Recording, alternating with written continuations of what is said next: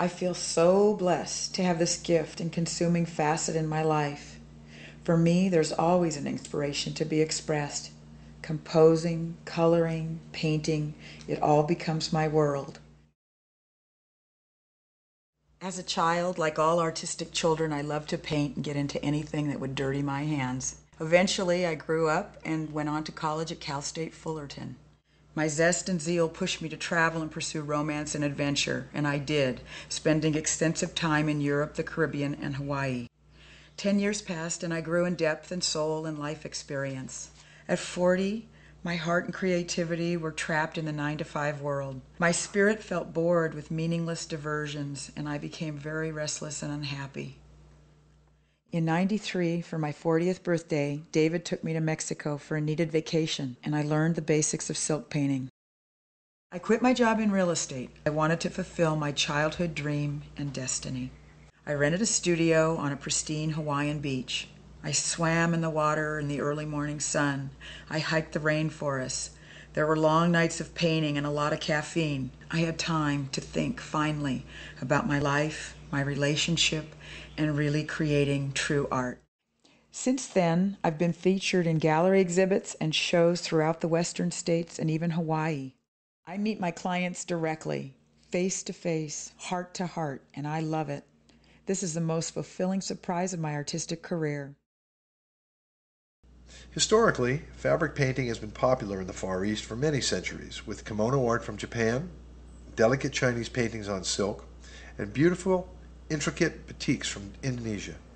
Famous artists were commissioned to design silk: Henry Moore, Alexander Calder, Henry Matisse, and many others. One of the first things people ever ask me is why silk? And why silk? I don't know, except it's just kind of magical. I have painted on everything from rocks to canvas to watercolor paper, you name it, over the years. There are lots of different weights of silk, and I've played with all of those. But for me, right now, the type of work I do and the amount of detail and layering, I particularly just love this untreated, unprimed, pure silk from China. And it's very light, but it's also very, very shimmery. Just like a painter would stretch a canvas on the perimeters, but rather than stapling, I have like a little brush that just pushes the silk down so my fingers don't hit these very sharp little prongs. The silk especially, I don't want to pull too hard, because eventually the wrong type of pulls or too much tension will show up in the sensitivity of how the dyes actually lay down, and I would have little stripes. So this feels about right. Another question people ask me is what holds the color? What creates the shapes? Doesn't the dye want to just run? And this is the most important part of the process to contain it. It's called resist, or it's called gutta in the traditional sense. And the mixture I use is a blend of acrylic, and I use various colors that I mix. Some of them have a gold leaf in them, like a metallic, and that's what this is, like a bronze gold leaf. It's liquidy, kind of like the consistency of Elmer's glue. And it's going to come out of a tiny little tip, and these tips can be in various sizes. And I have a little size that I like to work with that gives me just enough of a definition line, but yet is not overbearing in my design. I am gently pushing on this bottle. Like it's an ink pen, I'm drawing, but I can control with the amount of pressure in my hand heavy lines, which you tend to do when you're just starting, or I can get down to very fine lines.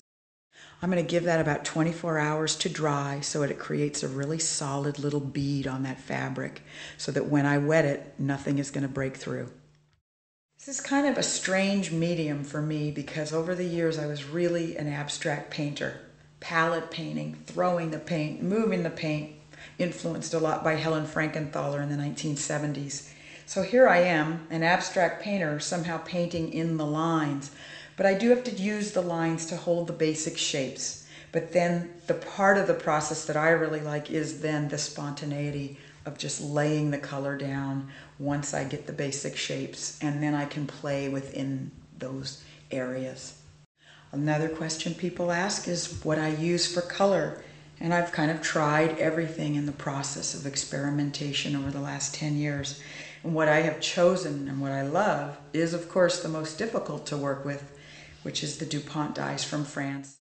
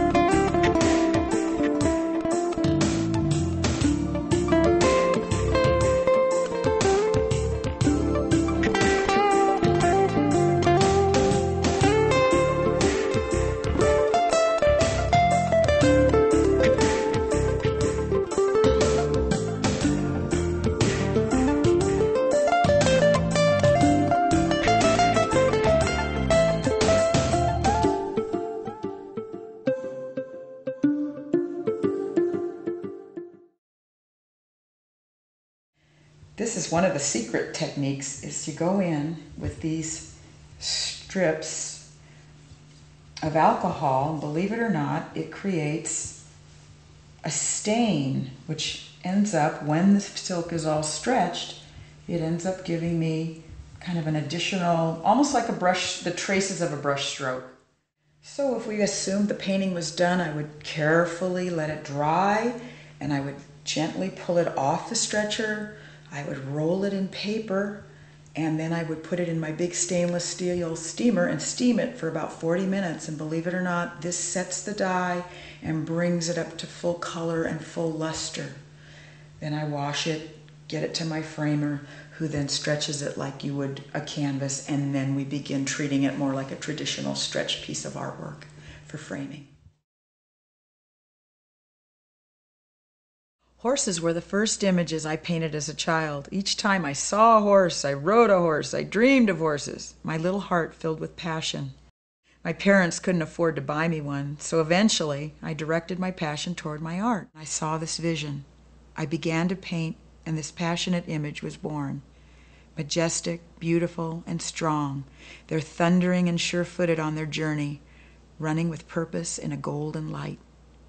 I also realized that it's a visual metaphor for our own passage through life and into maturity. I've visited many islands, and it's hard to name a favorite. Each island has its own special beauty and memories. Hawaii, the South Pacific, sailing in the Caribbean. The images fill my dreams, vivid and blue. My tropical paintings are inspired by my visions and memories of palm-covered beaches, rainforests bursting with color, and perfect waves underlining the jewel-like islands on the distant horizons. Painting on the beach in Bora Bora under the stars and palm trees was a wonderful experience. The most beautiful and amazing colors of blue water I've seen so far.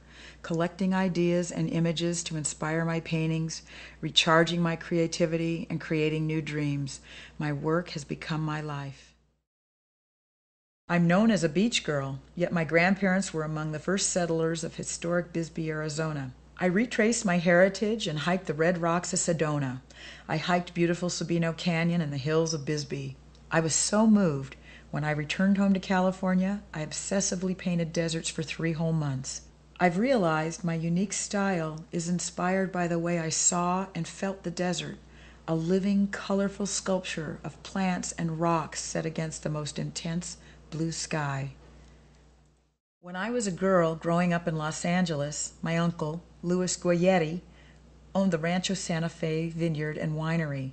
He produced red and white table wines, which were very popular in the 1940s through the 1960s. I spent many weekends at his ranch, picking grapes and dining on this amazing barbecued food. He loved his hacienda. He built it at the end of a long olive tree-lined driveway among the vineyards. Images of wine, food, and family set amidst golden hills and indigo skies. They also recapture my travels to Tuscany and the coast of Italy. There, beautiful villas and gardens seem to grow right out of the hillsides. Rich, warm colors, washed in amber sunlight, invite you through their archways, and behind their walls into a perfect and private sanctuary. Wherever your own sanctuary may be, I hope my art will take you there. Shapes of My Heart is truly a painting from my heart. The purple heart in the lower left of the painting symbolizes a wounded, healing heart. There are two red, throbbing hearts woven together by the golden ribbon or thread of life. There's a flaming, passionate heart, a barbed wire heart symbolizing obsession, or perhaps a guarded heart. The yin and yang hearts at the bottom of my work represent balance and finding direction, whether as an individual or as a couple. The darkest heart, almost black and bleeding, it's open and cut and hurt and full of pain. It's expressing mourning and loss and grief. Ultimately, though, all the hearts become one that is winged and flying up, in and out onto the blue sky. Or maybe it's re-entering the sea of life. It's healed now, healthy and well evolved.